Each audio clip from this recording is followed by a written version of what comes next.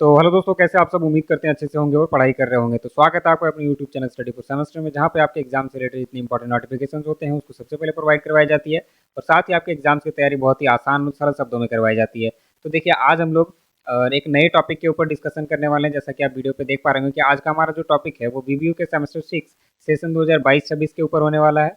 और पेपर क्या रहेगा, तो वो सोशोलॉजी के मेजर पेपर 13 होने वाला है। ठीक है, मतलब कि अगर आप मेजर पेपर 12 का वीडियो नहीं देखे हैं तो वो जाकर के चैनल पे देख लीजिए। एक एक करके सारा वीडियो अपलोडेड है वहाँ पे। जो भी प्रश्न संभावित है एग्जाम में आने का वो सारा अपलोड कर दिया। मेजर पेपर 12 कंप्लीट हो गया है। ठीक है, अब रहा बात मेजर पेपर 13 का। तो हम लोग आज से मेजर पेपर 13 के ऊपर सीरीज लाएंगे, जिसमें एक एक करके आपके मेजर पेपर 13 में जितने प्रश्न पूछे जाएंगे, जो इंपॉर्टेंट प्रश्न होगा इस बार के एग्जामिनेशन के दृष्टिकोण से, तो वो सारा हम इसमें कवर अप करवाएंगे आपका। ठीक है, तो आज का हमारा वीडियो का टॉपिक क्या रहेगा, तो जैसा कि आप यहाँ पे देख सकते हैं कि प्रश्न किस प्रकार से पूछेगा इस टॉपिक से कि जनसंख्या ह्रास क्या है, इसके कारणों, प्रभावों एवं समाधान की विवेचना कीजिए। ठीक है, यहाँ पे हम लोग बात कर रहे हैं जनसंख्या ह्रास के बारे में। ठीक है, तो हम लोग जब देखेंगे, सबसे पहले अगर हम लोग आसान शब्द में इसको समझने का कोशिश करेंगे तो क्या होगा। जनसंख्या ह्रास मतलब ह्रास मीन्स होता है किसी भी चीज़ का, किसी भी चीज़ में कमी होना। ठीक है, और यहाँ बात हो रहा है किसका, तो जनसंख्या का। तो जनसंख्या में कमी होना क्या है, इसका कारण क्या होता है, प्रभाव क्या पड़ता है समाज में, कहीं पे भी किसी भी प्रकार का जो भी प्रभाव पड़ता है उसके बारे में हम लोग अध्ययन करेंगे, अपना उत्तर लिखेंगे और साथ ही उसके समाधान की भी हम लोग चर्चा करेंगे इस पूरे उत्तर में। ठीक है, तो बने रहिए पूरे उत्तर में लास्ट तक। यहाँ पे हम आपको स्टेप बाय स्टेप आंसर को कैसे लिखना है ये समझाएंगे। तो यहाँ पे देखिए, हम लोग उत्तर का शुरुआत कैसे करेंगे, तो हम लोग उत्तर लिखना स्टार्ट करेंगे कैसे, प्रस्तावना के साथ। ठीक है, और प्रस्तावना में हम लोग क्या लिखेंगे, तो यहाँ पे आप शुरुआत से लिखेंगे इस प्रकार से कि मनुष्य पृथ्वी पर सबसे बुद्धिमान और प्रभावशाली प्राणी माना जाता है।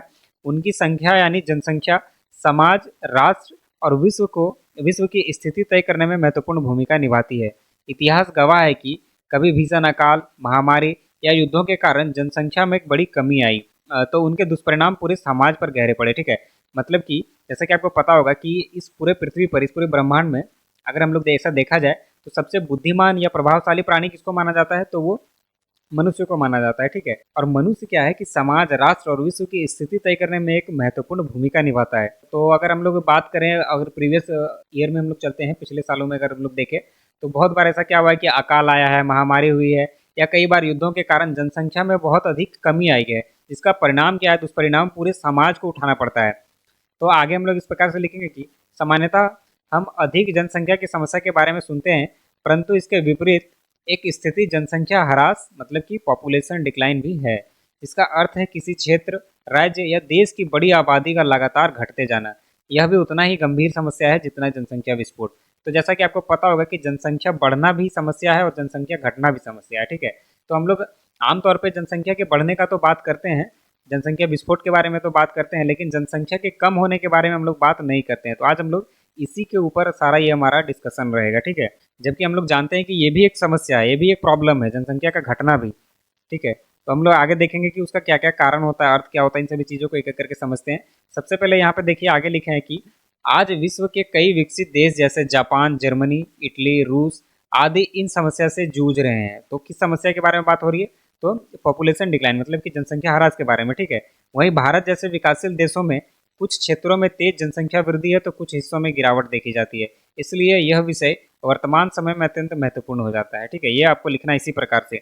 आगे लिखेंगे जनसंख्या ह्रास का अर्थ, इसका अर्थ क्या होता है, इसमें लिखेंगे कि जब किसी देश, राज्य या क्षेत्र में जन्म दर मृत्यु दर से कम हो जाती है या वहाँ से बड़े पैमाने पर पलायन होता है तो वहाँ की कुल जनसंख्या घटने लगती है, इसे ही जनसंख्या ह्रास कहते हैं।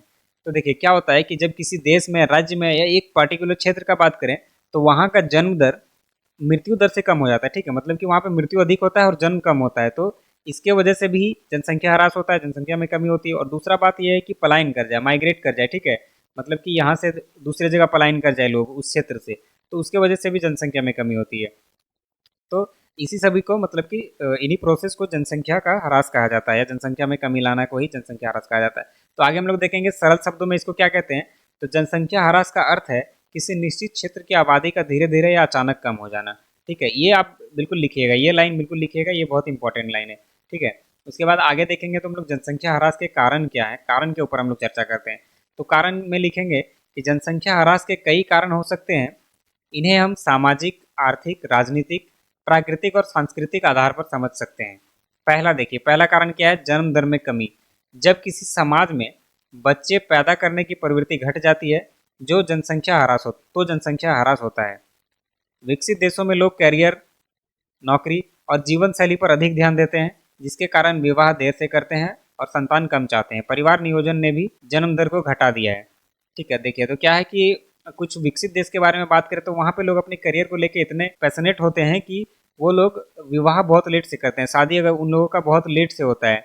और खास साथ के अभी क्या है कि परिवार नियोजन का जो आया है, कुछ अगर सरकार की भी नीतियाँ देखेंगे तो हम दो हमारे दो को प्रमोट कर रही है। तो इस प्रकार से अगर हम लोग देखेंगे तो इसके वजह से जन्म दर बहुत काफ़ी घट गया है। ठीक है, तो एक तो ये हो गया, और दूसरा क्या है तो मृत्यु दर में वृद्धि। महामारी, युद्ध, अकाल, भूकंप, बाढ़, सूखा जैसी आपदाओं के कारण बड़ी संख्या में मौतें होती है। स्वास्थ्य सेवाओं की कमी, कुपोषण भी मृत्यु दर बढ़ाते हैं। उदाहरण के लिए 1918 की स्पेनिश फ्लू महामारी में करोड़ों लोगों की मृत्यु हुई और कई देशों में जनसंख्या कम हो गई। ठीक है, तो दूसरा कारण ये रहा आपका कि मृत्यु दर में वृद्धि हो गई है। वो कारण क्या क्या है तो महामारी है, युद्ध है, अकाल, भूकंप, बाढ़, सूखा और बहुत सारा ऐसा घटना है जिसके वजह से मृत्यु दर में तेजी आ गई है। ठीक है, अब तीसरा हम लोग बात करेंगे तो पलायन। इसमें लिखेंगे कि बेरोजगारी, शिक्षा या रोजगार की खोज, बेहतर जीवन स्तर की चाह और राजनीतिक अस्थिरता के कारण लोग अपने देश या गांव से बाहर चले जाते हैं। जब बड़ी संख्या में युवा देश छोड़ देते हैं तो वहां जनसंख्या घट जाती है। उदाहरण अफ्रीकी और लैटिन अमेरिका जैसे अमेरिकी देशों से यूरोप और अमेरिका की ओर बड़े पैमाने पर पलायन। तो पलायन करना मतलब कि जब लोग नौकरी की चाह में या फिर अपने बेहतर लाइफ की तलाश में एक जगह से दूसरी जगह चले जाते हैं तो वो जहाँ से जाते हैं वहाँ की जनसंख्या में कमी आ जाती है। ठीक है, तो ये तीसरा कारण है पलायन। और चौथा है युद्ध और राजनीतिक अस्थिरता। इसमें लिखेंगे कि विश्व युद्धों में करोड़ों लोगों की जान गई और अनेक देशों की जनसंख्या अचानक घट गई। गृह युद्ध और आतंकवाद से लोग पलायन करते हैं और मृत्यु दर बढ़ती है। तो देखिए क्या हुआ कि जब विश्व युद्ध हुआ था तो उस टाइम के बारे में आपको अगर थोड़ा बहुत ज्ञान होगा, अगर थोड़ा बहुत पढ़े होंगे तो पता होगा कि उस युद्ध में बहुत सारे लोगों का जान गया था। ठीक है, जिसके वजह से बहुत सारे देशों का अचानक से जनसंख्या घट गया था। गृह युद्ध, आतंकवाद, इन सभी के डर से भी लोग पलायन करते हैं और इनके एक्टिविटीज़ के कारण, टेररिज्म एक्टिविटीज़ के कारण क्या होता है, मृत्यु दर भी बढ़ जाती है। पांचवा हम लोग देखेंगे तो सामाजिक एवं सांस्कृतिक कारण। पांचवा कारण है हमारा सामाजिक एवं सांस्कृतिक कारण।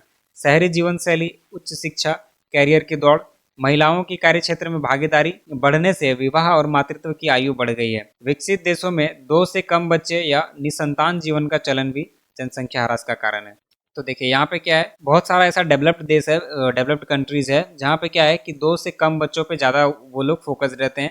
या फिर बहुत बार ऐसा देखा जाता है कि वो लोग निसंतान जीवन चाहते हैं, मतलब कि कोई भी संतान नहीं चाहते हैं, जिसके वजह से भी जनसंख्या ह्रास का एक बहुत बड़ा ये कारण बनता है। और हम लोग छठा बात करेंगे तो प्राकृतिक आपदाएं। इसमें लिखेंगे भूकंप, सुनामी, बाढ़, चक्रवात, सूखा जैसी घटनाएं अचानक बड़ी जनसंख्या को खत्म कर देती है। उदाहरण 2004 के सुनामी में लाखों लोगों की जान गई और प्रभावित क्षेत्रों में जनसंख्या घटी। ठीक है, तो प्राकृतिक आपदा भी इस चीज का कारण बनता है। सातवां आर्थिक कारण। इसमें गरीबी, बेरोजगारी और संसाधनों की कमी के कारण लोग संतान पैदा करने से बचते हैं। तो ये सभी जो है वो जनसंख्या ह्रास के कारण के बारे में अभी हम लोग जाने। ठीक है, अब जनसंख्या ह्रास के प्रभाव के बारे में हम लोग जानेंगे कि जब जनसंख्या कोई भी इलाके का, कोई भी क्षेत्र का बहुत तेजी से घट जाता है तो क्या प्रभाव पड़ता है, इसके बारे में अगर हम लोग बात करें तो देखिए कैसे लिखेंगे कि जनसंख्या ह्रास के प्रभाव। तो क्या प्रभाव है आगे लिखेंगे। जनसंख्या ह्रास के दूरगामी प्रभाव पड़ते हैं जो समाज, अर्थव्यवस्था और राजनीतिक तक फैले होते हैं। पहला प्रभाव है आर्थिक प्रभाव। इसमें लिखेंगे कि श्रम शक्ति की कमी हो जाती है, फैक्ट्री, खेत और दफ्तर में काम करने वाले लोगों की संख्या घटने लगती है, उत्पादन में कमी हो जाता है और आर्थिक विकास रुक जाता है। सरकार को टैक्स की आमदनी घट जाती है क्योंकि काम करने वाले लोग कम होते हैं। तो आर्थिक प्रभाव तो एक ये होता है। ठीक है, दूसरा हम लोग बात करेंगे तो सामाजिक प्रभाव क्या पड़ता है। सामाजिक प्रभाव इस प्रकार से कि परिवार छोटे हो जाते हैं और बुजुर्गों की संख्या बढ़ जाती है। बच्चों की कमी से समाज और सांस्कृतिक गतिविधियां घट जाती है। विवाह और मातृत्व की परंपराएं कमजोर हो जाती है। ये रहा दूसरा कारण इसका, जो समाज में हम लोगों को देखने को मिलता है, सामाजिक कारण। तीसरा है राजनीतिक प्रभाव। तो राजनीतिक प्रभाव में क्या होगा कि सेना में भर्ती के लिए युवा नहीं मिल पाते, जिससे राष्ट्रीय सुरक्षा कमजोर हो जाती है। सरकार को पेंशन और स्वास्थ्य सेवाओं पर अधिक खर्च करना पड़ता है क्योंकि बुजुर्ग अधिक होते हैं। ठीक है, तो ये है आपका तीसरा मतलब राजनीतिक प्रभाव। बहुत ही आसान लैंग्वेज है इसलिए इसको समझा नहीं रहे हैं, आप अच्छे से समझ पा रहे होंगे। ठीक है, चौथा है जनसंख्या संरचना पर प्रभाव। तो युवा वर्ग घटने लगता है और बुजुर्ग वर्ग बढ़ जाता है। इससे समाज में असंतुलन उत्पन्न होता है। जापान इसका उदाहरण है। यहाँ युवा बहुत कम और बुजुर्ग बहुत अधिक है। ठीक है, तो जापान का अगर हम लोग बात करेंगे ना, तो वहाँ पे क्या है कि वहाँ पे बुजुर्ग बहुत अधिक हो गया है और जो यूथ पावर है वो बहुत घट गया है। ठीक है, अब हम लोग आगे देखेंगे तो सांस्कृतिक प्रभाव। इसमें जब लोग पलायन करते हैं तो स्थानीय संस्कृति और भाषाएं धीरे धीरे लुप्त हो जाती है, गांव खाली होने लगते हैं और शहरों की ओर भीड़ बढ़ जाती है। सांस्कृतिक प्रभाव ये है। ठीक है, उसकी संस्कृति धीरे धीरे विलुप्त हो जाती है क्योंकि लोग एक जगह से दूसरी जगह चले जाते हैं, अपनी संस्कृति को भूल जाते हैं, अपनी परंपरा को भूल जाते हैं। तो इस प्रकार से संस्कृति विलुप्त हो जाती है आगे चलकर धीरे धीरे, और शहरों में भीड़ बढ़ जाती है। आगे हम लोग बात करेंगे 6 में, तो राष्ट्रीय सुरक्षा पर प्रभाव। सेना और पुलिस में युवा न मिलने से देश की रक्षा प्रणाली कमजोर हो सकती है। युद्ध काल में सैनिकों की कमी गंभीर खतरा पैदा कर सकती है। ठीक है, तो एक ये भी हमारा प्रभाव देखने को मिलेगा कि राष्ट्रीय सुरक्षा पे खतरा आ जाएगा। नेक्स्ट हम लोग देखेंगे तो जनसंख्या ह्रास के समाधान। इसके समाधान क्या क्या हो सकते हैं? तो इस समस्या से निपटने के लिए सरकार और समाज दोनों को कदम उठाने होंगे। ठीक है, पहला, जन्म दर बढ़ाने के उपाय। लोगों को अधिक बच्चे पैदा करने के लिए प्रेरित करना, विवाह और मातृत्व के लिए प्रोत्साहित योजनाएं देना, शिक्षा और स्वास्थ्य सुविधाओं में छूट देकर बच्चों के पालन पोषण को आसान बनाना। ठीक है, तो ये देखिए, अगर हम लोग भारत का बात करें ना, तो भारत में ऑलरेडी जनसंख्या बहुत अधिक है, तो ये उन सभी देशों के लिए नहीं है। लेकिन जहाँ पे जनसंख्या ह्रास हुआ है, जैसे अभी हम लोग बात किए थे रसिया के बारे में और बहुत सारे कंट्री के बारे में बात किए थे, तो उन सभी देशों के लिए ये है। और भारत के भी कुछ इलाके हैं जहाँ पे जनसंख्या बहुत कम है, तो उन सभी चीज़ों के लिए, उन सभी क्षेत्रों के लिए ये समाधान जरूरी है। वैसे अगर देखा जाए तो भारत में जनसंख्या ऑलरेडी बहुत ज़्यादा है। ठीक है, अब हम लोग दूसरा बात करेंगे तो रोजगार के अवसर बढ़ाना। यदि युवाओं को अपने देश में रोजगार मिलेगा तो वो पलायन नहीं करेंगे। ग्रामीण क्षेत्रों में उद्योग धंधे स्थापित करना आवश्यक है। तो देखिए, पलायन से रोकने के लिए क्या करना होगा? तो युवाओं को रोजगार देना होगा। ठीक है, खास करके यही देखा जाता है कि युवा रोजगार की तलाश में अपने देश से दूसरे देश चले जाते हैं, एक क्षेत्र को छोड़कर दूसरे क्षेत्र में चले जाते हैं। तो वहाँ पे सरकार को क्या करना होगा कि रोजगार सृजित करके युवाओं को देना होगा। ठीक है, अब हम लोग आगे बात करेंगे तो पलायन को रोकना। प्रवासी लोगों को वापस लाने के लिए आकर्षक योजनाएं बनानी चाहिए। बेहतर जीवन स्तर, सुरक्षा और सुविधाएं देकर देश के भीतर ही अवसर पैदा करना चाहिए। ठीक है, चौथा है बुजुर्गों की देखभाल। क्योंकि जनसंख्या ह्रास के बाद बुजुर्गों की संख्या बढ़ जाती है, इसलिए उनके लिए बेहतर स्वास्थ्य, पेंशन और देखभाल योजनाएं जरूरी है। चलिए, अब हम लोग आगे देखते हैं जो हमारा फिफ्थ समाधान का जरिया है वो क्या है? तो सामाजिक जागरूकता।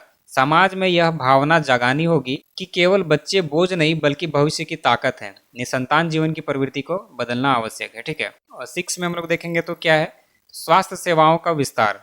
इसमें लिखेंगे मृत्यु दर को कम करने के लिए बेहतर अस्पताल, दवाइयाँ और पोषक आवश्यक है। महिलाओं और बच्चों की विशेष देखभाल करनी चाहिए। ठीक है, अब 7वां में हम लोग बात करेंगे तो प्राकृतिक आपदाओं से बचाव। आपदा प्रबंधन को मजबूत बनाकर अकाल, बाढ़, भूकंप आदि से होने वाली मौतों को घटाया जा सकता है। तो ये सभी जो अभी हम लोग डिस्कशन किए, टोटल 7 टॉपिक, ये समाधान है। ठीक है, कि किस प्रकार से जनसंख्या ह्रास को हम लोग रोक सकते हैं। तो तीनों चीज़ हम लोग देख लिए कि जनसंख्या ह्रास का कारण क्या होता है, उसका प्रभाव समाज पे क्या पड़ता है, और तीसरा कि उसका समाधान क्या हो सकता है।